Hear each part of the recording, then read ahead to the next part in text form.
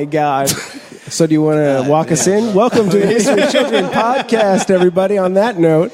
And we're in episode number 32, and we were not talking about what you would get your mind out of the gutter. So they still serve them at, the carniceria over there. Those intestines. Anyways.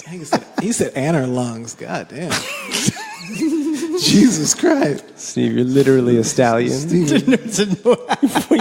8 pounds. Wife. 8 pounds of dick. No. Got in their fucking lungs. Jesus Christ. Oh, Jesus. Hey, how you guys doing? He's inside me. Good. Hello, everybody. Welcome to another episode of the Mystery Children podcast. Are we really starting it off that way? Yeah. I guess. All right. Where we talk about today's modern, current times. Yeah. We talk about things and stuff. Yeah. I'm P. How's it going? Hey, I'm Trey. Steve. Hey. Hey. So everything's good. We're going to do a reset. So Trey said it's I'm proposing a reset because I'm sitting on 3 old backlogged episodes. And they're literally collecting dust. Digital I want to make sure we move forward. Before we look at Steve's face. What are you talking about? What does this even mean? We have three. Well, reset means that we'll put this one out and then put the ones that we have in the can out when we aren't putting anything else out. Yeah. Okay. All right. It's a Pez dispenser, but you're getting the fourth one. First three. Because the fourth one's the best. Everybody knows that. Dude, it's common knowledge. Pez is really disgusting. On another note, Pez is fucking gross. Yeah, but I like in your adulthood, it's gross. It is. When you're a kid, you're like, these are fantastic.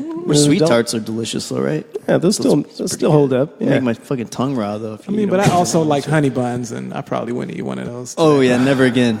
If you ate one of those now, we'd be planning your funeral. Oh, my stomach! Your body be like, no, there's no coming back from this one, Jay. You want to be cute and throw some fucking some fake fucking bakery goods down your gullet? Yeah, it's no good. Remember when you open that shit, you rip the cellophane packaging off of it, and it's nothing but icing. It's just all sticky. Oh man! And then you have to fucking spend the next couple of days licking all the fucking icing off the wrapper. Yeah. What else are you gonna do? Yeah. I don't know, man. But how's the weeks going? It's a rough week. Yeah, it's just so high paced. Mine's been Jesus interesting, Christ. Because of the recent occurrences in the hood with Nipsey and all of those, that type of stuff. Oh yeah, we talked about this. Is every person asking about it when they come in? Trey said it was black people's 9/11. They're reacting that way. Should we speak about it now? Or sure, go ahead. Yeah, fuck it. Let's get into this. I was talking to PJ earlier, like off mic, about how interesting it is that Nipsey was like he was cool. You gotta say the story first. What happened to Nipsey? You got Oh, okay. You gotta send me a report on it. Well, Nipsey was Nipsey Hussle. shot. Nipsey Hussle, rapper from Los Angeles, California, or South Los Angeles, was shot and killed in front of his. The store is called Marathon. Marathon, yeah. So it's Marathon store, and it's located on Slauson and Crenshaw. Okay. And the sad part about it is that Nipsey Hussle has always been extremely synonymous with getting rich, ownership, purchasing property and things of that nature, and making sure like your money works for you. You know? He's been a proponent of looking at the way corporations and people and the wealthy utilize their money and make that money grow into bigger, more money, bigger ventures. Sure. So he's always been a guy who's championed looking at your money in the most productive manner possible. Anywho, so what? And then also what? He was big on. And then he also, on the flip side, he also was a Crip. But but he was big on bringing the Latino and Black communities together, right? Is that right or no? I think so. But I think more than that, he was a huge part of merging some of the conflicting the gangs who had conflict within the area. So he's friends with the Game. He's friends with YG. They're both Bloods. Right. He's a Crip. So he was about looking out for the preservation of black people over these little sects of gangs and things of that nature. And the bigger picture. Yeah, not letting that get in the way of true, like camaraderie between, cultures. Anyhow, like the saddest part of this situation is that you got to think about, I've spoken about this before, is that, so many guys of his type of stature and ability, once they receive this money, they have this talent, and that talent then garners them success and monetary gain, and then they leave.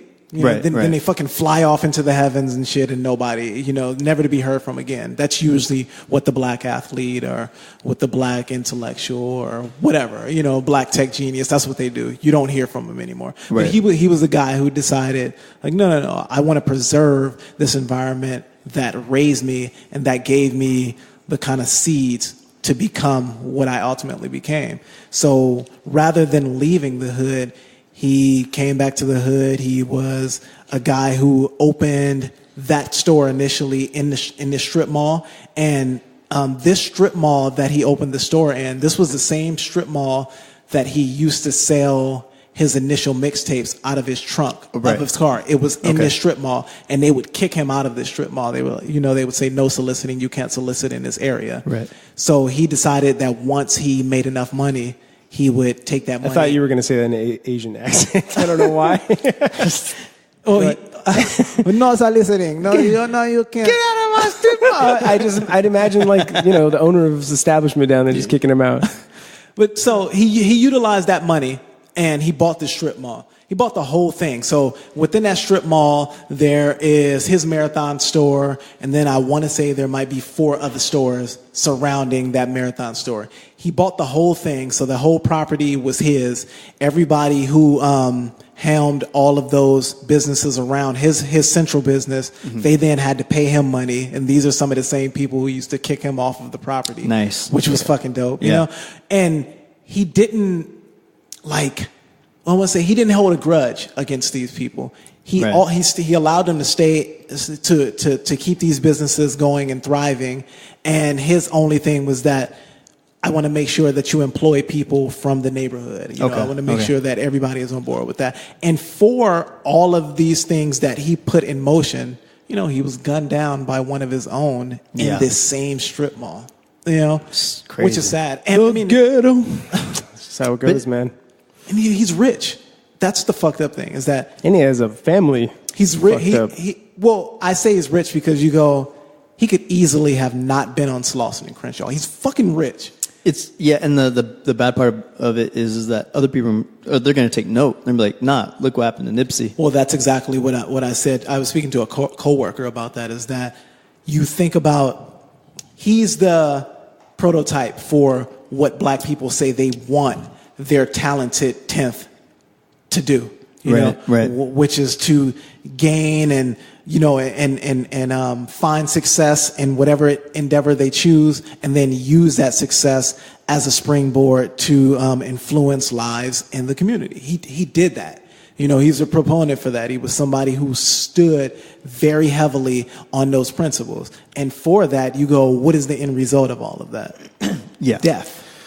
It sucks too because it is one of his own, right? So they weren't tight or anything. Were they? It was just like no. They were tight. They weren't tight. But he said he was a snitch. This right? was somebody who was in a circle. All right. So this is someone who was within his circle, and from all of the information that I gathered, he was an aspiring rapper. So what I'm guessing, my hypothesis on the situation is that you're an aspiring rapper. You have a homie who I'm guessing they probably have known each other for a long period of time. So you have an aspiring homie. He's popping. He's doing shit with Drake, and he knows the game, and he knows YG. And you're figuring it's only a matter of time if I stay down with him. Then I'm going to get my chance. And then at a certain point, you kind of see that door. You see the door. It's far, but it's reachable. You can at least see the door. You can see the door. It's reachable. Right. And then that door closes on you when Nipsey goes, we don't want you around here because you're a snitch. So we can't have you hanging out with us. We can't have you hanging around the store. You're going to have to peace out. what I'm guessing is that guy sees that door shut, and not only does he see that door shut, but then if there's a possibility that there's other doors that are open, you go, this is hip hop. Now, if Nipsey is my way into this situation and he's not fucking with me, guaranteed the people that are fucking with him, then they're not fucking with me. So once that snitch label gets put on him, who's gonna fuck with him? Then you go, okay, I don't have a career anymore.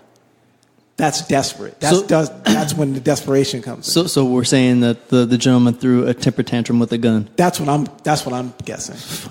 I mean, have you seen the footage? Yeah, I saw the footage. He shot the dude like 3 times. Yeah. Came back and kicked his dead body. I don't know if you saw that. I didn't see that. Nah. You know, and then didn't he like Facebook Live that shit too when he was like, I shot him, and he was telling somebody that? He was like, or was that somebody else? That was somebody else who was just trying to garner some type of attention, you know, as a springboard to what was already happening. That dude's a fucking piece of shit too. Yeah. But when you see the extended footage of the incident, he walks up.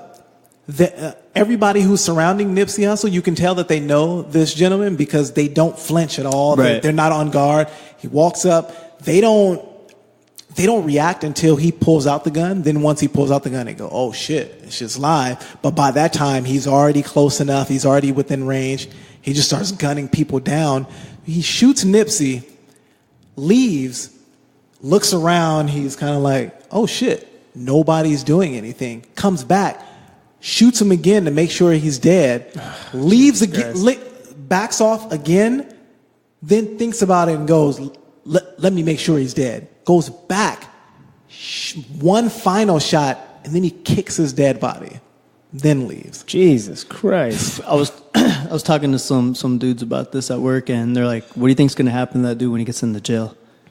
Well, right now they have probably not going to get shot. They have him in solitary confinement. He's going to get stabbed. Sure. Yeah. They have him in solitary confinement, and they're probably going to have to keep him in solitary confinement. Good. So just be there by yourself for a very long time. What I'm guessing is that he'll probably go crazy before he will. Inmates get to him, and that's what I feel like that's the plan that authorities are laying out, because if they let him in general population, which I'm pretty sure, given the magnitude of what's been going on and the amount of reverence that has been shown for Nipsey within this, I'm guessing somewhere down the line, somebody who might be a fan, who's a CEO or something, is like, let's just let him go out. You know? Yeah. You've seen the footage where like someone's like pulled a favor and the dudes are handcuffed to the fucking table. That wasn't an accident, man. Yeah. And then some dude comes walking by with a knife.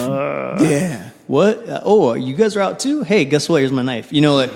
But I heard that they like killed 2 of that dude's family members already. I believe that's a rumor. Okay. Yeah, I believe that's a rumor. And the reason why I believe it's a rumor is because it's only been reported through like unofficial media outlets. It hasn't been reported by, even though I'm saying Fox News, as reliable as what it is. But they would say something. They would have said something by now if that's what it was. Man, dude, it's just so like, you gotta be psycho. Like, I don't know. A lot of people were saddened by this. They were. Yeah. I mean, I wasn't like a Nipsey fan, not because I disliked what he did. It's just I didn't know too much about him. Yeah, me. But then like through this, I learned more about him. And either way, it's sad. It's not like, but that's the thing too. Like, it's like you didn't have to be in the mix still, except the fact that he was trying to help people out. Yeah, and that sucks, man. And that sucks, and this is what you get for it. Yeah, that's fucked up. I was thinking earlier, and maybe this might be a segue to something, or maybe not. But I was thinking about, like, you think about that duality you had to play, which is being like, okay, so you're a black man, like. You're a black man, and then you have your family, you have your immediate family, and you have all of these people that you want to take care of. I'm thinking, like, being a black man in general, but especially being a black man with money, it's almost like you have 2 families. You have one family which, everybody knows, oh shit, that's his mom, or that's his... Right. And then you have this other family, which is the black community. Okay. You have this other family, and it's almost like the secret family. You know? They don't always like you. You don't always like them. Right. Every time you come home to that family, they're like, what do you have for us? Yeah. You have anything for us? What you got? You didn't get anything for us? Fuck you, you sell out. Fuck you, you ain't shit. You ain't shit. You don't ever come home with anything for us. No matter how many times you walk in the door with presents, they're like, but you got anything else? Yeah. And sometimes I wonder if people understand how hard it may be to have that secret family and have to care for that secret family. And if not, that secret family would just fucking turn on you at the drop of a hat. It doesn't make it easy for you to go back to the when you find your way out. Yeah. You're like, I'm going to go dive right back into that to see if I can help them out, even though their stomachs are never full. Yeah. That's weird. Yeah, I mean, fuck, man. I mean, and that probably happens. I mean, it's not just with black people. No. I'm guessing. But you're speaking on what you know. I'm guessing predominantly black and probably Hispanic. Let's say a class of like an economic class of people, right? Or would you say like a cultural thing? I think maybe it's a cultural thing, but for the most part, it's probably like there's certain people who are living their lives primarily for themselves and their family, right, as well as, like, I have to live my life for me, but if I do some shit that looks fucked up, it also can be pinned on black people, right? And there's a lot of people walking around who don't have to worry about that. White people, for the most part, are individual. They can do what they do. They're never like, that pedophile was a white guy. Yeah. God, us whites again, Yeah, it's not like that. But, with somebody like Nipsey, I mean, just think about it. He could have easily said, well, I did what I set out to do, and I'm fucking rich. I'm out. Fuck y'all. Yeah. But he'd be alive still. But he'd be alive still. But that whole secret family that he has, they would hate him. And for whatever reason, it's ingrained in the black community. Don't fucking anger that secret family, because that secret family is almost like the source of your soul. Mm-hmm. And if you don't take care of that secret family, you're trading your soul. So do you think that if these people come back and they take care of their secret family, is it the word of the day? Is secret family. Just by the way, in case phrase of the day. I hope you guys aren't doing a drinking game out there, because you'd be fucking hammered already. Secret family. So in this case, do you think it's him giving them a fish so they can eat, or teaching them how to fish? I think you should have just divided. I think it was both. I think it was both, and I think it was both because, especially if he's being raised in that environment, he realizes that, as fucked up as it is, most people in that environment aren't interested in learning how to fish. Okay. Yeah. It's fucked up, man. Well, I mean, saying black people don't fish? No, they're not. No, they totally There's do. a hilarious show about black guys fishing, by the way. In the South, there's plenty of black people that fit, but we're speaking metaphorically. So what's the metaphor? Yeah, but like for the most part, you have to. It's like spoon feeding. I can. Sure, I can show you that you need to do X, Y, and Z to be put in a position like I've put myself, being put in a position, in the same position I've put myself, but you might not have the same drive as me. You just might not have the same level of ambition. So I might have to spoon feed you and go, well, here's a little bit of money, and this is because I have it and I have it to give, and here you go. And then they ask again. Once they ask again, then maybe I go, hey, this is how I'm doing what I'm doing to get X, Y, and Z. And then, some people take that olive branch, some people don't. I don't know. I think you got to look out for you and your family. He should have. He should have. Do you think if he would have taken that route, he would have been alive? But do you think people would be fucking printing out posters with him and Tupac? I think that his children would have had a father still, and I think that he could have designated people to run these organizations while he was in his safety zone, like creating more things, you know. I'm not saying that he's at fault. I'm not saying that at all. No, you're right. Yeah. And I'm saying that like he was doing what he felt was the right thing to do in his heart. And there's always that what if sort of situation, and it just sucks because like now the other people in the black community who could have benefited and maybe became something bigger because of him, they don't get that person anymore. I have a question for you. That's true. Would you trade iconic status for preservation of self and family? So you on the table, if somebody laid out in front of you, you will die young, but you'll basically become an ideal in the long run. You'll transcend just being a popular person, and you'll become an ideal. Okay. You know, you'll exemplify an ideal. But on this side, if you don't take this route, you'll be alive and you'll have money and your family will be fine and you'll grow up with your kids, right, and you'll live happily ever after. But at the end of the day, you'll just be, you know, dead rich, dude. Is there a third option? No, those two. Which one? I was hoping there'd be a vampire choice. Well, I think in the situation, all I can do is think about my family. You know, that's fair. And especially if I don't have kids, but if I had kids, and I feel that way now, for sure, I'd be like, you know what? Maybe that's just not my job. You know, and then. You know, but I would like to lead by example. Yeah. If I could lead by example, then that'd be good. But I wouldn't want to die. And then, because here's the thing. That's great. Like, you'll be an icon. And, like, Tupac did his thing, and then he transcended. But then guess what? Like, it's not that potent anymore. It's there. Oh, I don't believe that at all. But I mean, it's not. I just don't think in another 20 years they're going to be like Tupac. I don't think so either. And really? Yeah, no. maybe in certain communities. And it's not. Listen, it's not because of any of our own because personal. of the youth. Yeah. You know why? It's he's gonna remain a fucking t-shirt. He's gonna go the way of Bob Marley. You don't think they're gonna? Oh shit! Bob Marley is still totally fine. Yeah, but people wear it just as a fashion statement. Sometimes he's a novelty. Right, sometimes he's a novelty. That's where those hats came from. You know what the fake dread hats. In memory. But I think I would probably pick family, dude, because at least that's how I feel right now. You know, I mean, I have a family, and I might sound villainous saying this, but I'd rather die young and be an icon. No, just kidding. Fuck my family.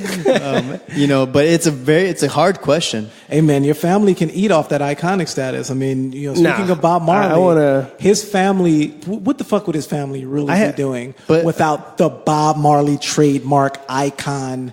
But he makes coffee. They have Bob Marley coffee. They're caking off that shit. Also, kind of selfish in a way though, because then like I think about my mom, and then when she's sitting there and she's just staring off in the depths of the world. What is Judith gonna do?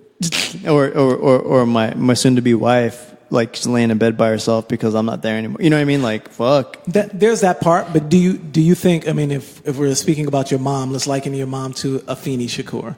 When Afeni Shakur is staring off, you know, into the distance, and she's thinking about all of these like pivotal moments that she had with her son. Yeah. She's also thinking, I was in the fucking midst of a great man. I was able to birth, you know, a human being into this world who transcended just being a rapper and has become synonymous with, you know, I don't know, like fucking counterculture ideals. How fucked up is that? Revolutionary counterculture. How fucked up is time, though, that it doesn't matter what kind of footprint you leave in this earth, time will erase it at some point. Well, you say that, but I mean, we're still speaking about Columbus.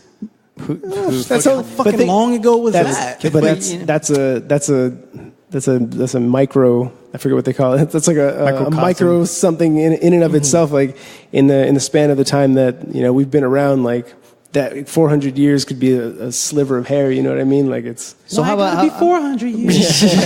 How about this though? How about you become somebody who's like a Mother Teresa, right? So you're still there, making impact, making change. There's no third option. He said no third option, Steve. Right? Play the fucking game right. No. Okay, no, that's it. Right? I want a third option. I don't get one. And you impact lives for years to come. You're there for your family. You show your children the type of person you need to be so you can continue this legacy of helping the world. And you die an old person and an icon. and then you spawned the two idea other people of, that could do something like that. The idea of icons are subjective, right? You might be an icon to your grandkids. You know, it's true. Like Insane Clown Posse. Yeah. Insane Clown Posse is an icon to somebody. Yeah, that's fucking a selective icon. That's a conditioned icon. I'd rather have a personal. I'd rather have like a personal like I don't know, someone view me and my family as iconic than a million people, because it's like I don't know those people. Like I get to live and experience my family. You know what I mean? So you don't know those people, but I mean, you know, you're speaking about legacy and that legacy living on.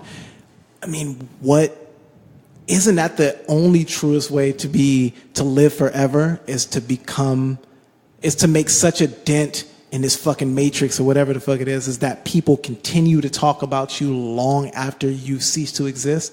And that can only really, that would be the longest stretch of time that could happen is through people who have become icons. The fucking Jimi Hendrixes, I'm only speaking about musical icons, but Jimi Hendrixes, the Fred Rogers, the John F. Kennedys, like those people will continue to be spoken about in a historical context forever, I believe. Right.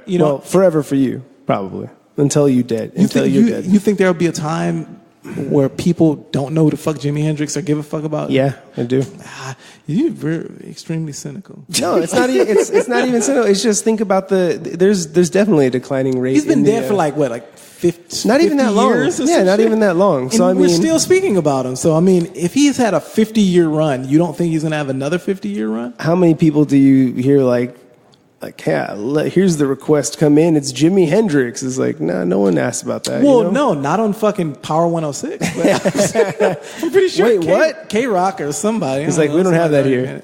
No, even K-Rock doesn't play that. It's like, I don't know, it's like, there's certain people I think it might be more impactful for a certain era. And then because the people who were, my parents would have seen, the Woodstock, the original Woodstock, and they're old as fuck. So they're once they've forgotten it, there is definitely a resonation out from that, and it's definitely going to hit. But I feel like Steve was, I feel like we're at the end of that ripple. You know what I mean? Like it's the end might be 50 years, the end might be 100 years. At some point, it's going to come, though. Yeah. I mean, and then I guess also I'm probably looking through a different lens because I don't have anything tethering me. Right. To, for me, I'm looking at that legendary iconic status like, wow.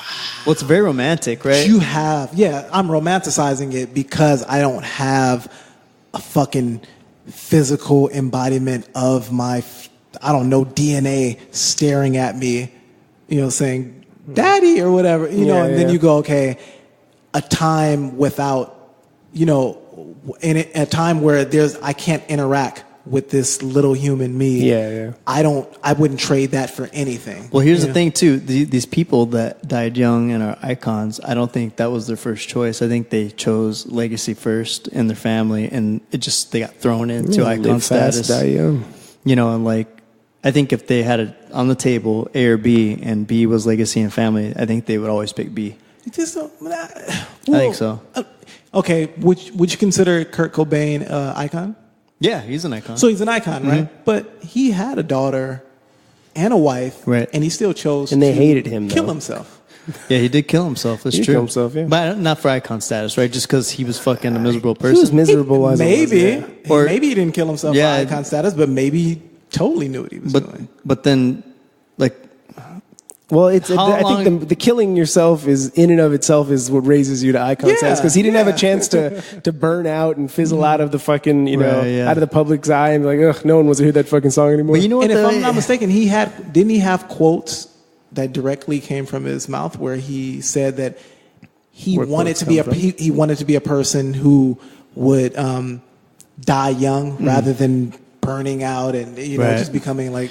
Yeah, but here's the thing. Relevant. A lot of people, famous like musicians, actors, the ones who die young, I think the impact of them dying is what reinforces, slingshots their fame, because like they died not only young, they die at their peak, and all they have is hits behind them. Right. I was thinking of Chris Farley, like fucking legend for Chris dying. Farley, you got Alexander McQueen, right? Yeah. Big had 2 albums. Yep. And he had 2 albums before he died, and he's looked at as one of the greatest rappers in the history of the the profession or sport or whatever how is that possible? It's only possible because, as he said, he lost his life at the height of his popularity. So the thing is, this is the thing that's like, well, fucking people, right? So human beings, you're not validated until you're fucking dead. Mm-hmm. That's the shitty thing about people, right? They're like a lot of artists. Yeah. Like, they're killing themselves. They're making the greatest work, supposedly. Yeah. And like, it ain't that good until you're fucking dead. And then you die, and like, look how great the guy's in the dirt, and then he can't even enjoy everything you worked for, and if that's depending on if he's going for money or fame, he might just be working just because he loves to see his creations come to life, which are the people who usually become like really good at what they do. Yeah. But would donuts mean what it means now? No, exactly. If it wasn't his. No, but then was it that good? Yeah. Well, I mean, Steve doesn't fucking like it. I see it through a different lens, and I probably see it through the lens that's colored by the I guess the situation that it's tied to, which is his death. So when you have a body of work that's almost addressing your death through sample choices and things of that nature, then it's like you can't untie those two things. You can't untie those two, the music with the situation that it was created within. I think it's a very rare thing to be an icon and still be alive. There's like maybe a few people, but the one that comes to the top of my list right now is Michael Jackson. Happy birthday, Wade. He didn't have to die. He's not alive at all. Yeah, that's what I'm saying. But so he's the only. If you think about his change from white to black, Michael Jackson, black to white, he did die young. Yeah, and did he get black Michael Jackson? Wait, did he get more popular the whiter he got?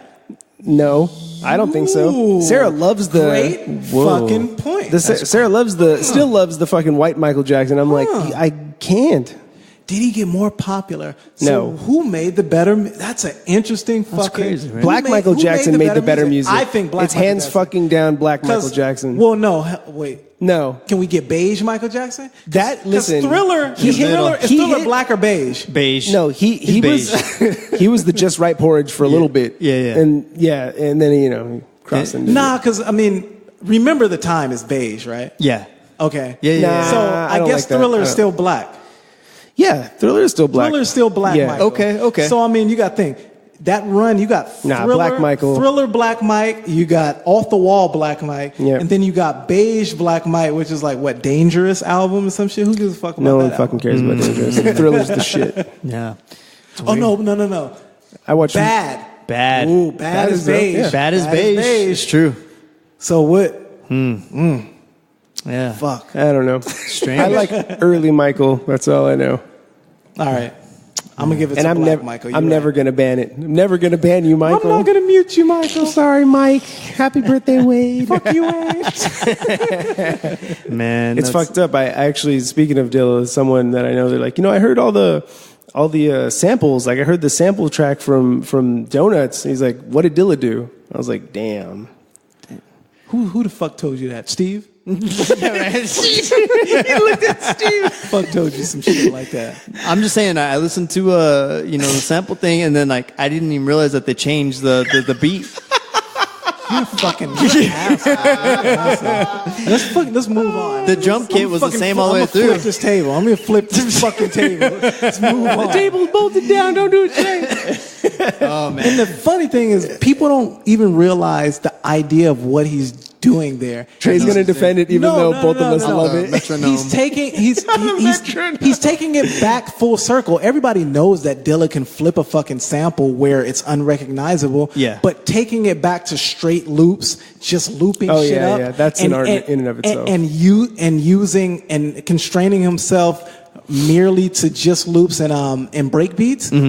That's the origin. That's where it all came from. Or do you think he was just a little bit lazy because he was so tired? No, I mean, and then also you got to think the equipment that he used. The equipment that he used has limitations because he used I want to say the SP 808 something. It's not the 808, but it's the SP something or other. But there's limitations in it where it's not as like wide. There's only so much you can do with it. It's pretty much made for looping up shit. And it's really strange because he has the money to buy good equipment, Well, no, I mean, but he's in the hospital. So, at that point, yeah. So when you're in a hospital, he has this little compact sampler. Okay. Yeah, he has a small compact sampler, and he has records. Only thing you can do is loop up fucking you can chop shit up and run some break beats under it. Yeah. Well, it's funny. I recently saw a thing on Netflix, and it's like something love something and robots. It's like vignettes of little anime. Yeah. Anyways, there's one. You watched anime? Yeah. Oh, man. Proud of you. What was it called? You. Thanks, man. It was. And I have to say this because somebody's I'm gonna kill myself for the fact that I didn't know what it is. The sampler is SP303. 303. You say you're a fan. Such an asshole. Fuck you, man. I actually, that's what I thought, 808, and I didn't even think. No, I don't even think that's a real thing. No, yes, it is. Oh, it is. SP808 is where 808s. I didn't know that was the first prefix of it. Kind of come from. It's not really the SP808. It's the SP707. I want to say. Someone cross-referenced that. So the show is called Love, Death, and Robots, and it's on Netflix. It's really dope. And there's one anime on there that they're all animes. They're animated. Okay. And one happens to be a Japanese anime. There's some like people are just doing their own like style of animation. Yeah. Gotcha. And there's one where a guy he literally kind of not literally, but he does something of what you're kind of talking about with like Dilla. He goes exploring, he experiments, he becomes iconic, extreme, goes back to roots again. And I didn't think it was gonna like really like hit me like I was like, oh. All of a sudden you were crying. Yeah, I was like, little fucking little bitch. No, but I was just like, there's something kind of beautiful about it. Yeah. It was What's strange. it called again? It's called Love, Death, and Robots. So this. And it's a documentary? No. It's just like little like vignette segments of different animated stories, short stories. I like feel-good stories. Okay. I'm gonna watch that. Forewarning though, there's a lot of dick and balls and tits in it. I don't know if you guys are squeamish about like sexuality. I've seen worse. Seems like I love everything you've just named. But it's really dope. It's worth a watch. You basically verbalized all the filters I use on porno. But it's really good. It's something worth watching. And then yeah. I watched Bumblebee last night. Oh, really? Oh, that seems like it sucks. Did you pay for it? I rented it for $5. Was it good? DirecTV. It was okay. It was worth $5. Yeah. A ringing endorsement. Patrick Hidalgo says worth the $5. It's not Blu-ray quality. Steve, did you read up on the Neverland director?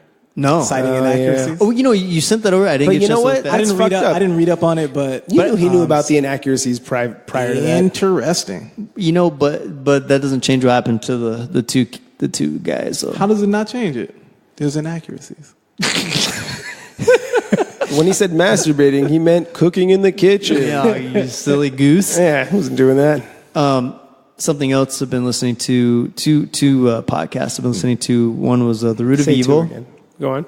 Two. The Root of Evil, which is about the Black Dahlia murders. Oh yeah. I'm not interested in that stuff. I've heard about it. Go on. The other one is called. Explain to us about the. So I've only listened to one half of an episode, but I've heard just from people. So basically, there's like the murder of I guess she was famous actress. Steve, is this one of those things you vaguely know about? Yeah, it is. That's cool. No. Let him go. Yeah, let him loose. Whatever you're kind of hazy on, just say something concrete about it.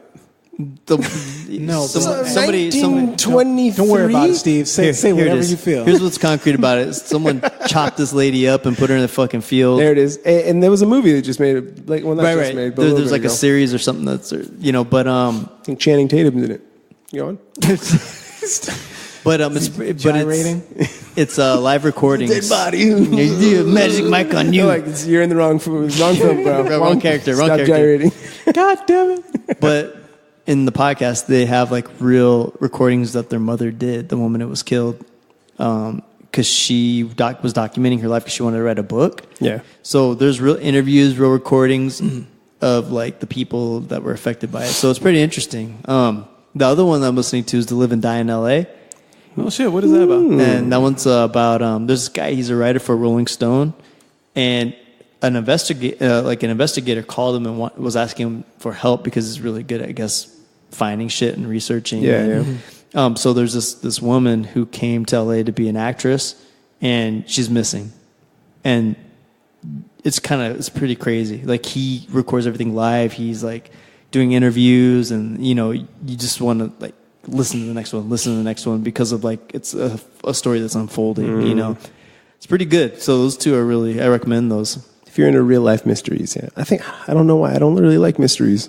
Yeah, this one's like murder mysteries is a big turn off for me. I'm like, I can tell you don't. It's I tried to get you to watch that. Yeah, I never. Non-Saeed. No. He was like, nope. Oh yeah, I want to watch that. I didn't even get a chance. No, but I listened to the podcast. He's the guy. He's the because they have it's an HBO documentary. Right, I saw it, and I've been meaning to watch it. But that's a crazy story too. Have you listened to the podcast? Yeah, I was the one who put you guys onto it. Well, I didn't even. No, don't look in the sky. I haven't looked at anything. I haven't even listened to anything. I remember, dude. I asked you guys to listen to Serial like 4 years ago. Okay. And you two were like, yeah, whatever. If it's about listen, I think yeah. So then from here on out, if it's about murder mystery, don't recommend it to me. Oh man, I'm gonna go looking for shit. You're gonna say nothing but documentaries about fucking murders from like 100 years ago. I'm like, I don't care, man. What was it? So, the other thing. So I think. Well, I feel conflicted about this. What I'm about to say is like, I hope it's something vile. Go on. I couldn't stop punching. Couldn't stop stabbing. So I got my first real tap on a black belt. Oh yeah, I remember you speaking about that. Yeah. Real and so I was Thank you. So I because I've tapped black belts, but I could tell they were charity cases. Immediately after you were like, so do you give me a black belt now? Yeah. So here's the thing. So I was going with him, and I was like, I'm not going to touch his legs because I don't know if this dude knows any leg things. He's a black belt. But if he goes for my legs, I'm going for legs, right? Yeah. So this dude sits back for like a straight ankle. And I was like, oh, okay. And then he goes for a toe hold. And I was like, perfect. I was like, you just gave me permission to go for your legs. So I knee barred him, right? Yeah. So like I get him, I get him in the setup, and I got him dead to rights. And I'm like, oh shit. I was like, I got him. I was like, all right, stay cool. And so I start flexing it, right? I start pulling it back, and and this is one where like you isolate the hips and you're doing a knee bar with your legs. You know, like a very solid knee bar. And so he's not going anywhere, and he won't tap. And I was like, oh man, this is weird. I was like, are you sure? So I just hold it. I'm gonna break it. So I just hold it, and then he's like still struggling. I was like, I'm just gonna kind of like pull the trigger then. So I start pulling the trigger, and then he's and then he violently hits my shoulder. I was like, all right, dude. Yeah. Cool. So I was like, oh man, and the round ends, right? I tap him right when the round ends. Yes, Did everything happen in slow motion and shit? No, so I stood up. I was like, good roll, man. He's like, we're not done. And he grabbed, and the next round he started, he grabbed me, tries to like throw me to the ground, and I ended up throwing him to the ground. And I was like, what the fuck is happening, dude? Right? So I throw him to the ground, and this dude is like, how did he try and throw you? How did he grab you? He grabbed the back of my he grabbed like under my sleeve and back collar. Oh, okay. So he was trying to throw of some sort. Yeah. Or he was trying to trip you or sweep you or something. Yeah, and then I just took that shit and I just like threw his ass to the ground, and I was like, why? What's happening, dude? Yeah, right? yeah. I have the power. So I have the power of Hickson. So then like he sweeps me, right? And then he gets a toe hold on me, and I was like, okay, no big deal. But when you do toe hold, you know how to do toe hold, right? Yeah, you grab it and you start you start like bending the toes. Yeah. He didn't do that. He grabbed it and he jerked it. And my knee went. Ooh. He jerked it. And all the years I've been doing leg locks, which is almost 4 years, I've never had anyone do that to me. And I was like, oh, so I double leg his ass, right? And I pull him down to the ground, and I just like, I'm holding him down. Wait, there was the transition between him on the ground, toe holding you. No. And then getting up. When I took him down and I was getting on top, he swept me. He stood up holding my foot. Oh, he tried to be nasty. Yeah, and then he was holding, and I was like, oh, he's got a toe hold. Okay, let me try to get. And he tweaked your knee in the middle of the toe hold. Yeah, he essentially did like a heel hook without isolating the upper part of your leg. Is what you do. Yeah, he did that. He steering wheel jerked it. Yeah. And I was like, what the fuck? And then I was like, oh, you said this is why you're on your back, right? With your because he swept me and he was holding my foot, and I was like, oh, all right. And then so I didn't tap to that shit, right? I just scooped his legs. Yeah. And my knee was feeling a little like upset. It didn't swell up or anything, but it was not. Were you a little bit angry? I was fucking really angry. Good. No, but good. But I kept my cool. You know what I mean? Yeah. And then so he wasn't happy that I tapped his ass. That's what was going on there. His ego fucking took a huge trip, right? Really? So that's so weird. So then that was on a Thursday. Then we went back on a Tuesday, and I was hoping he wouldn't be there teaching, but he was. And I was like, this fucking guy. All right, cool. Yeah. So we go, and then it's time for us to go again. I could tell he didn't really want to go with me. Yeah. I was like, I went really easy. I didn't go for any leg shit. What belt are you again? Blue. Well, technically, you're not supposed to be doing E-bars, but... Well, what? But he went for my legs, man. You know, that's why I was like, what was I supposed to do? I think you're allowed to do toe holds. No, he went for a straight ankle and he went for toe hold. So I was like, all legs. to be honest, that there's a huge. I actually don't think a blue belt is supposed to be doing heel hooks. So maybe he was like, why are you getting me in this position? And then all of a sudden he was in it, and then he's like, well, fuck it, we're rolling. He's a black belt. Shouldn't he know how to get out of it? All you gotta do is turn your knee. You know, that's very true. But here's the thing. I'm just playing devil's advocate. I'm like, all of a sudden a blue belt's got you in a heel hook. I don't think he allowed himself. I mean knee bar. Yeah. I don't think he allowed himself to get knee bar. I got him in a really tricky knee bar setup. It's from underneath, where like I go deep half, and then I cross my legs over that leg, and then I let him. Then I roll him over, and I roll on my side. And what you do is you clinch and you isolate the hips, and you bear hug the hips, and then you have to see. The trick is you have to be bent. Your body has to be bent while you straighten his leg out. And after his leg straight as possible, then you go into hyperextension by straightening out your body, right? Okay. So that's what I did to him. But so this time I was like, I'm not going to go for any leg shit. I don't want my shit to get fucked up if he gets mad. Yeah. So we're going, and then he's being cute with me, right? He's like, and I was like, oh, cool. Like, you're black, bro. He still fucking get me. You know, I'm not thinking anything else about this guy. So he does like a dynamic like pass to my left, and I throw my leg up, and the next thing you know, I got him in a triangle. And then I was like, I can get him in this triangle, and then I reposition. I got him in this triangle. But then I see him start trying to wiggle out, and I see his stupid arm just dangling there. Fucking armbarred him. Are you fucking serious? Yeah, armbarred his ass. Holy shit. And then, dude, what did he do after that? He didn't get crazy, but there was a white belt that was right there from Checkmat, and he was like, fuck, dude. He went like that to me, like just kind of threw this, threw like a sign to me. Like, yo, dude, yeah. And I was like, and he goes, because when I did it, there's a sub. How did he tap this time? He went, tap, tap, tap, tap. Because I was like, good. I was like, say that shit verbally. It was like the fucking DJ fucking. Yeah, no. I pulled on that fucking thing, and I didn't crank it. I just put my hips into it, and I just leaned back. Yeah. He's like, tap, tap, tap, tap. And I was like, oh shit, I'm sorry, are you okay? He's like, yeah, I'm fine. I'm like, okay, cool. And then that I know of, he didn't try to get any revenge on me, because like he didn't tap me. Yeah. But so here's the thing. Here's the thing that fucked me up. Right, the first time I tapped him, I was feeling really good when I went home. I was like, "Fuck yeah, dude! I got this fucking dude." When I tapped him on the next the next class, I was like, bad for him. I was like, yeah, I not to be a dick. Who gave him his black belt? I don't know, dude. But I felt bad, and then also it kind of and obviously I don't mean that because I know Steve is very technical. No, don't take it back. No, I know Steve is dope. He trains a fucking lot, and that's why he's good. You know, Steve, maybe you're just you've been becoming incrementally better while you've been so preoccupied with feeling you're not as good as you should be. Man, I don't know. Maybe happy birthday, Wayne. You've just been making these small steps, and you're like, oh shit, I'm getting better. Yeah. Maybe when you look up, you'll realize, holy shit, I'm getting to where I want to be, and I just never thought I would. Yeah, I guess, man. It kind of bummed me out that I tapped him that other day, the second time. I was like, maybe he's not. It would bum me out if it was my professor. Yeah. Why am I fucking him up so bad? So he was, and the thing is, he was just a sub, right? He was just subbing in. He wasn't this. Oh god, dude. And then so tonight my professor would maul what me. is this nigga gonna teach me? I wouldn't stay. I wouldn't stay if that was the case. Yeah. For sure I would leave. But the dude that teaches there, he's one of the other black belts that teaches there. Like I said before, this dude was just taking my cookies, bro. I couldn't do anything about it. This dude's like, I'm gonna put you here. Well, there's also, there's shades of black belt, dude. There's shades of every belt, to be honest. Yeah. This dude's like, I'm gonna do this, and then you're not gonna stop me because if If you told me that you were tapping a Cobrinha black belt, I'd be like, Steve, you need to go get your black belt then.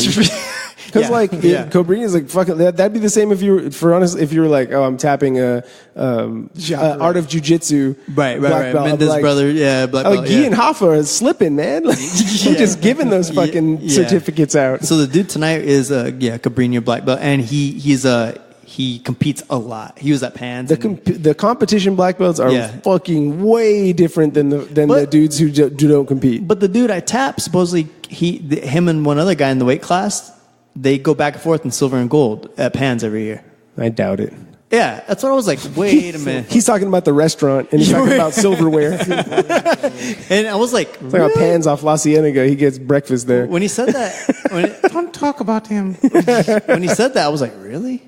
I was like, But he is in the weight class. Like I bounce between 140 and 135. Right, I go back and forth, and he does. That he's my weight. But that's dope, dude. Either way.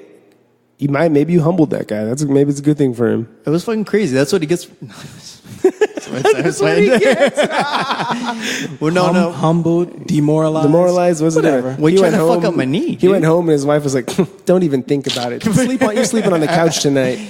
But I did. What's Steve's number? What's Steve's? Give me Steve's number. But how do you know his name? But here's the thing, But then I went with I was like, I've gone with the black belts where they're just like, I could rape you and there's nothing you could do about it. Sort of situation. Like tonight, like I barely gave the dude a sweat, and he was fucking like, all right. And I was like, okay, there we are. I was like, I felt back at home again. Like, okay, here, this is where I am. But I get excited now when I get like fucked up, because I know I will absorb everything, all their data, and then eventually I'll be able to defend off what they do. That's dope. That's how I feel about it. I don't feel bad at all. I feel actually excited. I'm like, fuck yeah. Dude, I got this guy. He could just fuck me up.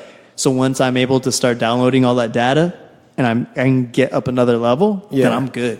So shoot, beyond that, you're squabbling with the wolves, man. When you get out here and you're with the fucking regular like canines and shit, you're like, oh yeah, come on. It's true. It's crazy. True, It's a crazy thing, but So I was conflicted by that, and I was like, I don't feel that good about that second tap, and I was like, he got tapped in triangle position. That's such a fucking like elementary thing, yeah.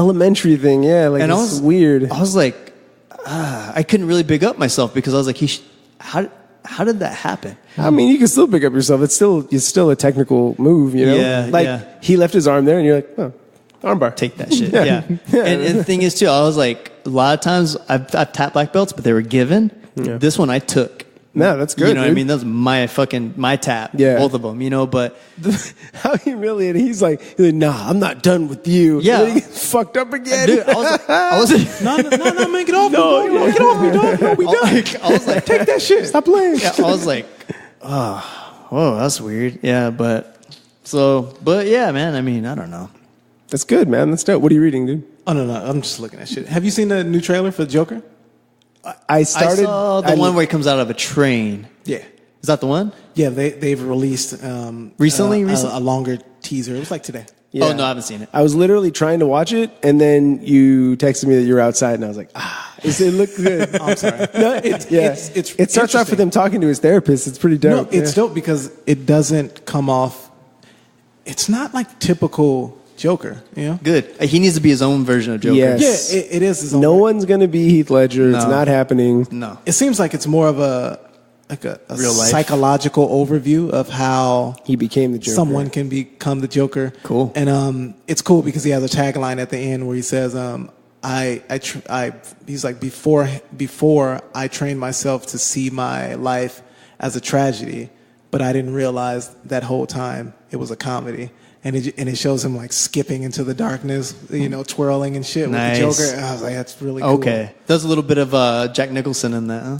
Well, yeah, he has. I just think of Jack Nicholson. The way they portray this Joker as someone. The cool thing is that I think he's an aspiring comedian. Oh, yeah, he was actually an aspiring comedian, but he also seems like a person who's been down on his luck his whole life. Yeah, there's like photos, or not photos, but there's not stills, but there's scenes. Okay, there's scenes of him laughing in, it looks like what's like a dilapidated apartment building, and he's skinny as fuck, as if he hasn't eaten. Okay. So it looks like he just has a really shitty life. Right. And at a certain point, he decides to stop fighting that shitty life and totally embrace it and make it, you know, his source of power. Yeah. Okay. Yeah, I think it's gonna be interesting. Looks good. Yeah, I'm excited about it. Who's the actor again? It's not Joaquin Phoenix. Yes, is it? It is. Okay, it's Joaquin Phoenix. Yeah. Okay. I was like, yeah, it's one of those weird actors who does a movie like once every few years. But I think that's cool if you do that, but they're like good. How crazy would it be if he killed himself after the movie? And then all of a sudden they're like, the role's cursed. Yeah, for sure. We need Who wants to play the Joker next? Ben Affleck? That's really fucked up. Let's off him. He's like, I was the Batman. How am I going to be the Joker too? Audiences won't believe it. They will, talented. Ben. They will, Ben. Do it. You're that talented. You're my manager. Everybody you want to die? get out of here, you just give them the role? Yeah. Just give it to Justin Bieber. It's yours. It's yours. Yeah, That's so crazy, man. That's good that they're not pursuing like the Heath Ledger thing. Yeah, you can't do it. Heath Ledger did something else with it, you know, and brought it to that really weird place that Jared Leto fell way short. He was tortured. Yeah. This one doesn't seem tortured. This one seems more accepting of. Oh, okay. You know, what you got on your mind, P? There's a lot of good movies. A lot of good movies that I missed. Like Us. I haven't seen Us yet. Yeah. And Trey said Trey said that it set back black rights 200 years. Well, you know what? Check this out. So there's a white gentleman that I spoke to about it. What did he say? I'm so fucking interested. He's a movie buff guy. He wants to be a director. Okay. What did he say? Think about this. He said, I go, what'd you think of the movie? And he goes, huh? I go, my friend thought it was trash. He goes, that's another way of putting it. And I was like, damn, really? He goes, yeah. He goes, unfortunately. He goes, I don't know why there's so many people. That's another way of putting it. What way would he put it? He was being nice. Okay. He goes, but the real way to put it is it's garbage. Yeah, it's trash. Yeah, and he's like, yeah. He goes, I was disappointed. He goes, how are you gonna go from, get out to this? Whatchamacallit? Get out. Yeah, whatchamacallit? To this. He goes, man, it's weird. He goes, you know what it? I go, did he go full? Rob Zombie? You can't say that word anymore. Nigga. Full nigga. No, I don't think you did. Just a quarter. That's Who's the dude that did M. Night Shyamalan? Did he go M. Night Shyamalan? No, he didn't even go M. Night Shyamalan. You know what it is that Get Out was fully realized. Get Out had an idea behind it, and it had a this one's too cerebral, is what I heard. It's not even it's not cerebral at all. I think, and they said that the people who said it wasn't cerebral, they couldn't like understand it. Shut the fuck up. Fuck them. They didn't have the proper. That's stupid. They didn't have the intellect to really see the barriers that they're breaking down. I'm so sad hearing that there's really no shades. It's black and white. Either you loved it or you hated it. There's a lack of intellectual property in it, to me. Okay. I mean, he said that it was a straightforward horror film, but here's the thing: is that Get Out has straightforward to him, of course. It's his idea. Get Out has like there's different things revolving in Get Out. Like you can look at it as a straightforward like thriller, okay, and you go, oh shit, I can look at it that way, okay, and then it has a backdrop of like culture and race and there's political stances within it that you can take, so you have all of those things like oscillating. There's a gardener that runs really fast. Shut up. But there's a lot of things you can like deduce from from the story. You can have a deeper philosophical take on the film. Exactly.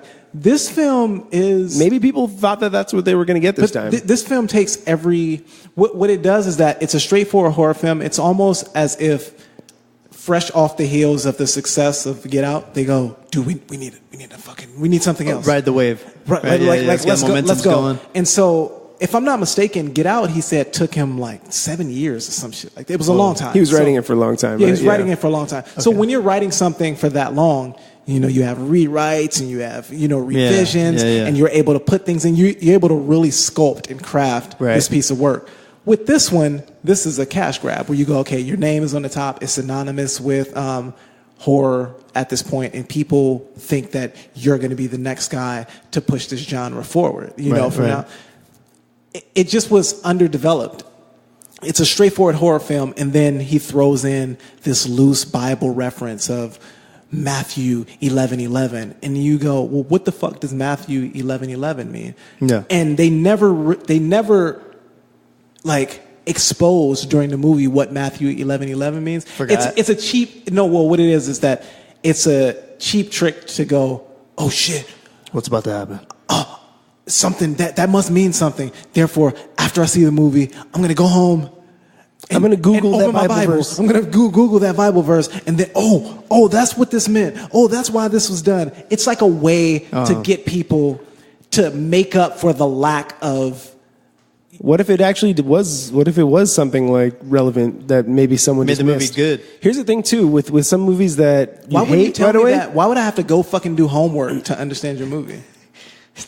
Some movies actually, I think, flourish when you have like this mental catalyst of like you understand, you're like front loaded with information, and then you kind of understand it a little more. Because there was a movie that I just saw recently where I was like, Dude, I'm Hereditary so glad. blows this shit out of the water. Hereditary blows this shit out of the That water. shit's a And crazy And movie. Hereditary gives me every fucking thing I need within the film. Okay. I don't have to go home and Google jack shit. Nothing. I think I watched Hereditary, right? Yeah, I did. Did you? No. Yeah, I did. Did you? I did. It's with that little weird face girl. Yeah. Oh yeah, that. Yeah, yeah. It was. I thought it was You okay. told me you didn't like it as Yeah, much yeah, as we I thought did, it was okay. But you I told me you okay. thought it was cool. Yeah, it Imagine was though cool. that weird face girl standing in your room. She I think catch Hereditary ends, is bro. amazing for a modern Yeah, horror yeah, film. I yeah, think it's pretty amazing. dope. Yeah. The biggest one in my head, Insidious. That shit stands Insidious out more is than dope. Insidious is dope as shit. Yeah, like yeah. that shit. Like to me was like one of those movies that doesn't come along in a long time. Like as far as like in the horror genre, Right. that piques your interest and isn't campy and fucking stupid. Right. And it's kind of original. Well, think about that. Like, okay, you have Insidious. It's about astral traveling. That's dope. We have Hereditary, and then this new film by Jordan Peele has been labeled by some critics as the greatest horror It's film too. of all time. You know how? Come on, listen, but please. you know how. Why are we doing this? You know how praise comes, like when something big happens, it's like there's this tsunami that Yeah, because bullshit. people jump the gun on it. Like there's 100% Rotten Tomatoes. Come on now. I get Yeah. it, but just be realistic. Yeah. Let's be realistic. And the only deeper meaning in this movie is that the movie is largely about class. It's about the between it's and from somebody brought this up, and I didn't even think about this. Is that they believe US is acronym for United States. And I don't so- like the fact they leave out the A. And so it's about like the opulence that people enjoy as United States citizens versus maybe somebody in the Middle East who doesn't enjoy the same level of. I heard that the families were like it was like the duality of like an alternate dimension where it was they met their doppelgangers basically. Well, that's exactly what it is, but it's supposed to be a metaphor for. What if it wasn't a metaphor? For one group of people having much less and having a life that is much harder to navigate, and them looking through the glass at the fucking beautiful, opulence that is happening outside and not being able to reach it at all. I would like to hear Jordan Peele's like dissertation on it. I'll give him a call and see what Hit he him up, says. please. Yeah, hit him up. So this guy, Maybe we can get him on the podcast. Yeah. Get him on the podcast. Actually, We'll go to it'd be our favorite better. restaurant. It's Jordan Peele. Is that how he sounds? So the one thing I've been watching is I think I sent it over to you guys is The Legend of Cocaine Island. Is it on Cocaine Netflix? Island. Yeah. I sent that. I was like, if you guys get a chance, watch it. It's pretty good. There's a whole island made of cocaine. It's a just floating in the water. so it's a document. It's a documentary, but the way they do it, it's pretty much comedy, dude. It's kind of funny, but it's crazy. It's a cool little story. It's interesting. Is it featuring Griselda Blanco? No. Okay. No. I think that's cocaine. I thought there were Cowboys. famous people in it. If you don't know Griselda Blanco, Hey, Griselda Blanco is pretty famous. he's as famous as Hervé Villachet. He's famous too. Yeah. I know Famous who he as is. Bill Murray. So that was a very, very brief description of that film show. What is Well, that? it's a documentary. Oh, it's a documentary. Yeah. So Count me out. I don't want to. So basically, the premise is there's a guy who lives in the islands, right? Yeah. And he basically finds like a bag while he's fishing, finds like a duffel bag in the water, in the ocean, opens it up, and it's got like keys of like cocaine in it. And he's like, I don't know what to do with this. So he just buries it, right? And it stays there for like 10 years. And then the story goes from there. So what would you do if you found a duffel bag full of cocaine? I wouldn't even know what to do with it, man. I don't know anyone who who snorts cocaine. I have no buyers. Don't fucking lie, PJ. I have no buyers. Plenty of people who snort. Listen, I don't know Sir Plunk anymore, so I can't give him a call. Ooh, that's fucked up. Don't put him out here. Let's beat that out. Have you guys? He did cocaine. What about? And he works for Rockstar. Perfect. Perfect pairing. We're rock stars. What about any updates on McGregor retiring? Is that bullshit? Wait, before we go to that, sexual molestation. Pete, tell me. I'm sorry, not Pete, but Steve. What? Tell me that you. Tell me that you've seen the Theranos documentary. Yeah, I'm in the middle of it. Oh, I'm almost over it. That shit is crazy. So basically, all you have to do is be able to speak to people and wear a black turtleneck is basically what's happening. Did you say the Thanos documentary? Theranos. But you know what I have to say though, the way have you heard of Theranos? No. The way that they collect the blood is actually pretty fucking cool. The little vials. It was fake, Steve. No, it didn't work. No, okay, so basically, what this thing is this lady he's gonna give you an overview. Go ahead. So Steve. this lady her idea was to replace like labs of people. She invents So she invents a machine that they call the Edison, right? Because she's inspired by Thomas Edison. Mm-hmm. And who isn't Thomas Alva Edison? And so basically this machine the size of like maybe a refrigerator, like a little tiny refrigerator unit. That shit way smaller. Smaller than actually like just a little water cooler, right? Can we get our capacities right here? Is it a fucking refrigerator? So it's probably it's not a refrigerator. It's probably like a 2x3 much unit. smaller. Yeah, like the thing that Will Smith was selling in that film, Pursuit of Happiness. Yes. Yeah. So basically, what it is pairing plug. So okay. So basically, what it is they're able to detect over 200 type of like deficiencies or diseases or defects in your body. So it's like a 200 plus blood panel. Yeah. Being performed by a machine in 1 hour. That would normally take a team of like 12 people. This is a fake documentary. You said. No, it's not a fake documentary. It's a real documentary. This machine never worked. It never worked. Okay, it wasn't fully realized, right? So the prototype was in place, right? But so they show you how the prototype works and everything. You're like, that was fucking dope. What's its purpose again? To test your blood for any diseases. So basically, it will save cost, thousands of dollars, right? Yeah. And it will cut back on teams of people of like 12 to 20 people who work on these sort of things. So it's going to put a lot of good people out of work. I'm glad that thing didn't come to fruition. But it would, right? At its core, her company and her idea was to make, to create snapshots of your health. Okay. And so you would do it every year. You would have a blood test panel if you went like month to month if you wanted to. Yeah. And you could find out exactly from what's a drop. So it's about like early detection of You find out exactly what's going on throughout your body, at the drop of a fucking hat. You're getting fat. Yeah. So instead of taking a couple of vials of blood, they can detect everything. Pinprick, exactly.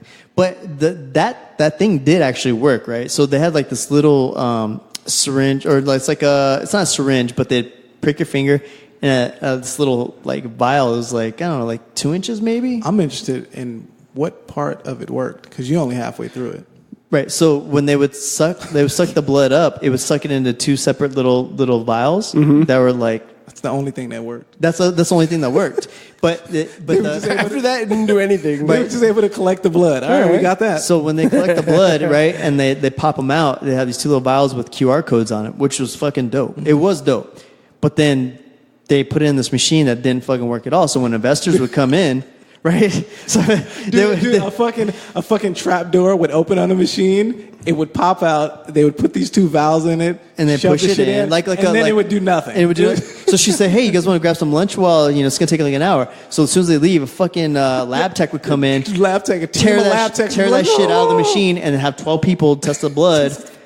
come back, put the vials back in the machine, and then be like, here are your results. Here you go. So this is how they were getting. Lied to people. This is how they were getting investing, right? So people would invest, and she made a ton of money. Like she was like the billionaire, right, from this fucking thing, because like she bamboozled all these fucking people. But the really fucked up thing is that there was a point in time where it was supposed to be put into like CVS and Walgreens. Walgreens signed a contract with them, and they couldn't get that fucking thing to work. So they had like a wellness center. It was supposed to start in one little small regional like area. Yeah. So it would start there, and then it would blossom out into mass production or whatever. Yeah. But in these small little areas, they had patients in these areas who were paying extra to be able to use, this particular machine. Yeah, so, okay, we'll charge you extra, but you're going to get your results within an hour or whatever.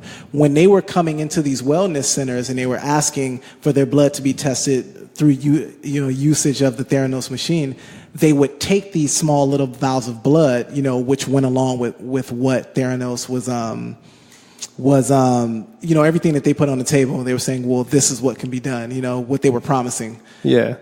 But then they also would take a traditional vial of blood. And so a lot of the people who were utilizing these machines in this process, they were like, well, why are you taking two forms of blood? Yeah. Isn't it supposed to be a pinprick? Yeah. But that in itself was a smokescreen, because they were like, dude, we can't get this thing to work. So we're going to need this traditional vial of blood, because we're still going to have to run it through the traditional labs, in the same way that it's always been performed. And that's an easy sell, right? It's just basically what we do, since this is a new prototype. What we basically do is we run it through this, and then just because this is a prototype and you're on the forefront of technology, we compare it to traditional ways, which take longer compared to, and so they probably at the end be like, oh, it only took an hour, and look at, same results. I can see. She fucking fooled a lot of people. But the thing is, though, she looks like a fucking crazy lady. You would never want to date that lady. Is she in jail? Dude, they used to say... I think so. There were multiple... I didn't finish it. I don't think she's in jail. Oh, no? I don't know. But she might be. But there were multiple reporters who spoke about interviewing her, and she wouldn't blink during the whole interview. And from there on out, that's really creepy. I couldn't stop looking at her eyeballs, dude, after that. I was like... wide open, bro. They were wide open. Like she's on like Adderall, like 24/7. But dude, it's fucking. Then do you remember? I don't know if you've gotten to the part where they speak about the lab techs, the in-house the in-company lab techs that they had working on Theranos. On the Edison. No, working on Edison on all the electronics, and they were speaking about how there were like pin needles that would pick up all of this blood. Yeah, those pin needles would malfunction, and so they would get stuck in an upward position. But while they were stuck in that upward position, they would be kind of gyrating and shit. And it's full of blood of just random people. And it would be like right above one of the holes where it would drop to grab the blood, and they would have to stick their fingers in and try to hope to grab that little vial. The little vial before the motherfucker unlodged and came down. And they were like, dude, we put ourselves in so much danger, because if it would stop gyrating and became unlodged as soon as we put our hand in, it would fucking prick you with God knows what. Yeah, because they were taking random people's hepatitis blood. It could have been They were just taking blood from people on the street, so that they could test it. And he goes, we don't know what. It could have AIDS, it could have HIV, it could have hepatitis. And they show a CGI like reenactment, and you're like, what the fuck? Get your hand out of there just by watching that CGI. But it's crazy. It's worth the watch. They went through so much shit. Not only that, but the woman who came up with the idea, who was the head of the Theranos company, she was tied to, there was remember the billionaire who was funding, not the billionaire, but he was a multi-millionaire. Like a father figure. And he was a father figure who was funding a lot of the companies, he was funneling a lot of his money into the company. But there were rumors that him and the woman who started the company, they were smashing, and so they would come into work together. They would leave from work together. Right. They would go to they would go, oh, well, we have a meeting in Mumbai. We have a meeting in Mumbai, and then they would leave together. And people were like, yo, I think they're fucking each other. This is a real conflict of interest because he's our main backer, he's our main financial backer, and now she's rolling off with him and shit like that. I'd be like, fuck it, go do what. And my problem, just give me my paycheck. so it's funny, in my pursuit of just curiosity, I came across this gentleman who was like an entrepreneur. I should have pulled up his name, but it just popped in my head right now. This black gentleman, right? And he's sitting in his car, and he's recording this. He's like, I'm just here at the mall, and I'm just watching all these people like go in and spend their paychecks. He goes in, it's really crazy, and he starts breaking things down. But then he talks about, like, which is kind of interesting. He talks about, so let's talk about taxes for a second. He says, so when you get paid, you get taxed, right? Mm-hmm. So you get taxed, and that's just like something that's going to happen. And more than anything, it's going to be the middle class that's going to get hurt. The lower class, they get help from the government. Yeah. He goes, I own homes, or Section 8 homes, and there's people, they only pay $300 a month. Yeah. And they're still collecting their first and the 15th on top of that, so they're making money that way, right? Yeah. So, but anyways, he goes, so think about this. So it's Friday, it's payday. You get your paycheck, you get taxed. And on the way home, you realize that you need gas in the car. You put gas in the car, you get taxed. He goes, then you go to the store because your wife says we need milk and eggs. So you buy that, you get taxed. He's like, you already been taxed 4 times before you even got home, right? So he's like, so think about it like that. He goes, I don't pay taxes. And he goes, now before you start getting crazy and thinking about certain things, let me tell you why. He goes, because as an entrepreneur and as a business owner, the government wants me to keep doing what I'm doing because they make more money off of taxing billions of people than they do from just taxing me. He goes, and if they tax me too much, I have to shut down my business because I don't have money to run it anymore. So we're partners in a sense. So they give me incentives. Then how would they make more money through him though? Why would they be cutting him? So they're cutting him slack because he goes, by cutting me slack, I'm able to grow my business, which brings in more cash cows. Oh, okay. Right. Because the people under him, because he's employing people who they can tax the shit out of. Exactly. So he goes, so they get... Fucking government is smart as shit. So we're partners, he says. So when I go to dinner with my business partner, which is also my wife, and we just talked about business for a few minutes, tax write-off. My company car, tax write-off. Mm-hmm. Our business trips, also our vacations, tax write-off. And the government knows, but they also are like, okay, we'll throw you incentives. You throw us incentives, which is building your business and getting more cash cows for us, right? He goes, so here's the crazy thing. The crazy thing is this. When your paycheck is taxed, the government's not taxing your check. He goes, I am. My employees are being taxed by me. I take all that money that I'm taxing them because I have to pay my taxes at the end of the year to the government. But guess what? All that tax money goes into a bank account, and I accrue a lot of interest, which is mine. Mm-hmm. So I take that interest and I put it in my account, and then I give the government your tax money. Yeah. He goes, so this is how the game works. He goes, and I'm transparent. I'm just trying to, let you guys know what the game is. So I was like, it's fucking crazy. It's extremely interesting, when he walks back on Monday and he has to speak to his employee base. Hey, how you guys doing? But here's the thing is you're not fucking anybody over, right? He goes, so when he's giving them the real. He's like, and he talks like this. I'm being real with you. This is the game. You got to learn to play the game. And here I'm playing the game, and I make money off your tax money, and then I hand it over to the government at the end of the year. He goes, so that's what it is. He goes, and then, but a lot of people don't care about that. A lot of people are just there for a paycheck so they can get the temporary satisfaction of a material object instead of growing something to where your business. He said a lot of people, fucking the vast majority of people. Yeah, I'm talking about white, black, Asian, fucking everyone. He goes, you know what's even crazier than all that? He goes, you literally have the option to do the same thing I'm doing, but you choose not to. And I'm like, damn. Like, he obviously breaks it down way better than I could. Like, he knows what he's talking about. I get the gist of it. Right? So, that's the gist. He pays taxes, though. He pays less taxes. He still had to file taxes this year. Right. But he pays less taxes than we do from his personal standpoint, right? From a business standpoint, definitely. The business standpoint, that's how businesses, especially when they're large businesses, that's how they operate. He's going to go to jail for tax fraud. I just thought it was really interesting. I was going to send it to you guys. I just forgot to send it because it's just worth the listen. It's cool interesting that you brought that up. This make me feel like shit. I mean, we're all in it. This is loosely related, but there was a guy who was interviewed by, I want to say Charlemagne the God or whatever. He has they have a morning show in New York, the Breakfast Club. You guys, yeah. But there was I think he's a financial something or other. He's an Asian fellow. Yeah. But he was speaking about how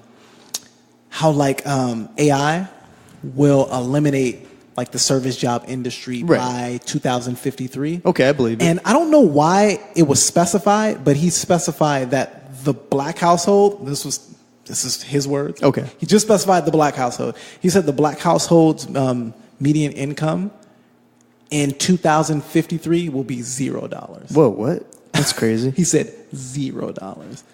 And his logic was that for the most part, most of the black incomes, or the large majority of black incomes, are derived through the service industry of some sort. So the same should be said for like Latinos too, which is weird. That's what I thought, because I was saying maybe he just felt more comfortable. I only see when I'm thinking about the service industry, by and large, it's fucking Hispanic. Oh, for sure. I'm thinking of the people at my own job. It's all Latinos. Yeah. But whatever. He said we couldn't function black without folks. them. Whatever. You know. He took the easy route. Right. But I get what he's saying. But when you think about the larger implications of that, because I don't know if it's going to be $0, but it's definitely going to be really bad. It's going to be really bad, yeah. If there's no adapting, if there's no adapting, it's going to be extremely bad. And you wonder what type of impact that's going to have socially on areas. The riots part 2. Well, the crime's going to go up. It's going to be a fucking worldwide riot. It'll be, crime's going to go up just for a certain income class of people, right? Whether white, black, Hispanic, whatever. If you are a certain level of poverty, crime goes up. It's just a statistic. You have to wonder at that point, do people who fit into the middle class, do they even have the option to section themselves off away from the savages, or do they basically just get lumped in like, well, we gentrification is doing that for us? It's true, and the thing is too is that they're saying at a certain point in time there's not going to be a middle class anymore, either or low economic or you're in the upper class. And but that sucks. If I'm making enough money to not have to be out on the streets pillaging and fucking and burning shit on fire. Right. But I also don't have enough money to go up in the hills and live in a place where I don't have to worry about what's going on the bottom of the hill. Well, so I still get fucked up. Yeah. Well, the ideal is that they're so poor that they can't afford the gasoline to set those fires. Yeah. Well, they just can't afford anything. They have no raw materials. What about sticks? Yeah. Nope. They're just little flint sticks. It's like the weakest fucking revolt ever. Yeah, it's crazy though. Too broke to fucking revolt. So what do you guys think about McGregor's retirement thing? He was about to get indicted for sexual charges, so it makes sense. I'm not surprised. You think you think McGregor is taking pussy? Yeah. Really? That dude's ego is crazy status. Why would he have to? He doesn't have to. He just because he can. Well, his ego is out of control. I mean, it's fucking crazy ego. Of course, this is fucking to be taken with a grain of salt. But there was somebody in, I want to say the MMA fighting, like in one of their forums, and the guy was speaking as if he had firsthand knowledge of the situation. And what he's saying is that McGregor hangs around a lot of like Irish mobsters. Yeah, he does. Shit of that nature. Yeah. And I hear. I don't fucking know. Supposedly, this particular woman who's alleging him of sexual assault.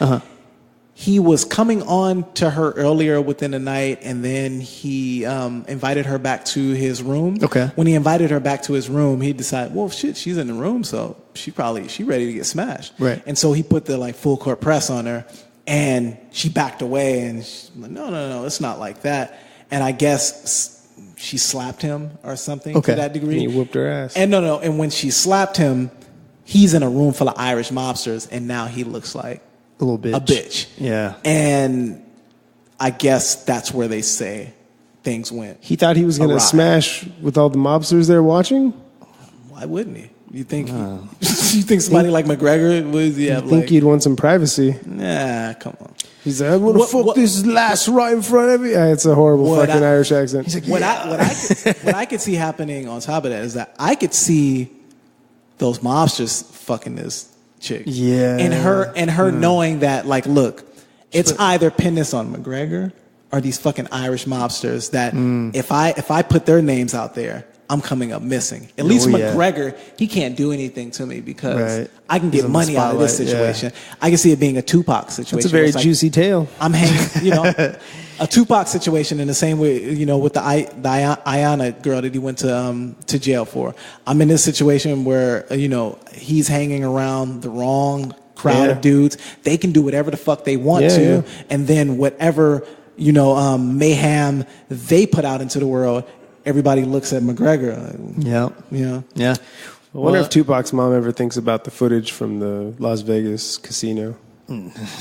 Of him stomping the dude out? She's like, Orlando that's my Anderson? Tupac. That's my Tupac. Well, she's not thinking of anything right now because she's dead. Oh, that's true. Damn.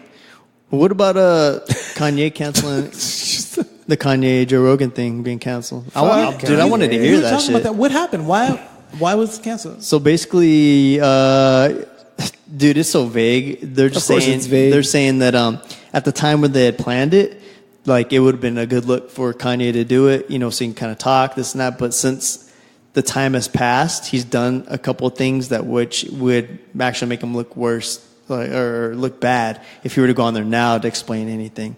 That's vague. That doesn't make any sense. So they never recorded it. They never did it. Where was it said? So it says. So a Reddit user wrote that Joe Rogan stayed 15 minutes after his show in Austin to answer fan questions. Rogan was asked when Kanye would be popping up for a chat. Unfortunately, it seems as though the two might not be linking up after all. The Reddit user explains that Joe asked everybody to put their phones down before saying that he believes that Kanye coming on the show might not be the best idea for him, for Kanye West. He said the host reportedly implied that Kanye doesn't need the platform, realizing that after Ye told him about his plans to release release plans. Here's a good one. Ye told Joe Rogan or something that his plans to release a dictionary using only positive words. See, that statement to me sounds like damage control. Right. It sounds to me because I know initially Joe Rogan was saying that they had a few private conversations about the upcoming show or the possibility of there being a podcast. I think from reading between the lines, it seems like at some point he must start talking some wild shit. And Joe Rogan's like, maybe let's not let's not do this. This is gonna be really bad for you. Well, guys, we unfortunately come to the end of that 2 hours. I'm going to wrap us out of here like I do every week. Okay, hold on. I said I'm going to... Okay. No, I'm not wrapping anyone out. Yeah. Thanks for listening to our podcast. Yeah. Tune in next week where we talk about cool stuff again. And Brussels sprouts. Hey, everybody. Thanks for listening. That's Trey on the beats. Yeah. All right. Bye, y'all. We just got to laugh. We got to get going because we're going to dance to this shit. Go. Can't see me, but I'm dancing. Bye, y'all. Peace, everybody. Peace.